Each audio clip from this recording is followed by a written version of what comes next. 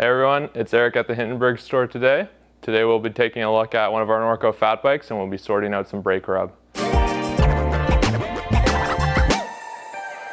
So brake rub is a pretty common issue that we see on some of these bikes. It just has to do with adjustment of the brake caliper and that really thin metal rotor. You can commonly hear it as a swing, swing, swing or a sh noise as you're riding along, and it's a really simple adjustment. So there's a couple different ways we can solve this issue. We'll be taking a look at several of those today. So let's hop the bike into the stand and let's get to it. So the first adjustment we'll be looking at is just the simple caliper adjustment. This is where the pads are rubbing on one side of the rotor. It's a consistent noise. To do this, we'll be adjusting the two caliper mounting bolts and moving it over so that the pads are centered over the rotor. So we can see here, the rotor is sitting off to one side. It's rubbing on the inside pad. It's a little tricky to see. Sometimes it helps to get a light in behind those pads or a piece of white paper where you can really see the gap. But what I'll do is I'll loosen off each of these caliper fixing bolts and I'll center it. You can either eyeball this, or a good trick is you can pull the brake lever, which will grab the rotor, center it, tighten up these bolts.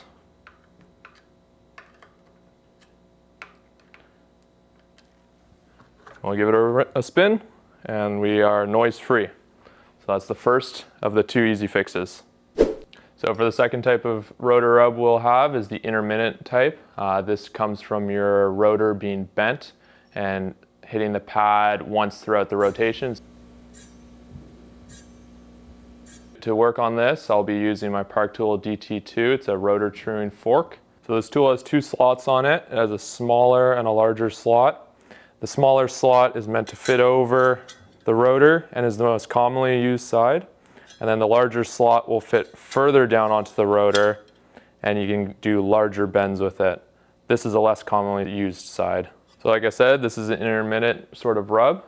So on this bike, we'll give it a spin and we'll hear that rub. And then what I'll do is I'll spin it until I can see it touching the pad. It'll either touch it on the outside or the inside of the pad.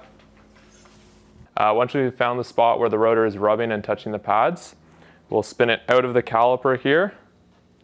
I'll make sure to keep my position and I'll take my rotor truing tool and I'll bend it gently back towards the center. I'll give it a spin, see how I did, and then I'll adjust from there. Sometimes it'll take more of a bend, sometimes it'll take less of a bend. It's all just practice and playing around with the rotor there. Now these are two pretty easy fixes. If we have a more extreme bend in the rotor, we can either twist with this tool or we can use that longer edge. The twisting will be up and down like this, or the longer edge will be further down onto the rotor and you can get closer to the hub here and do a larger bend. It really just depends on where the rotor is bent, why it's bent, and where it's rubbing.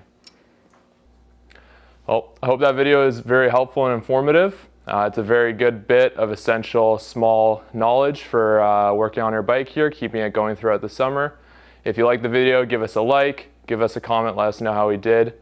We'll be sure to see you in the next video. Please give us a subscribe and we'll see you out on the trails.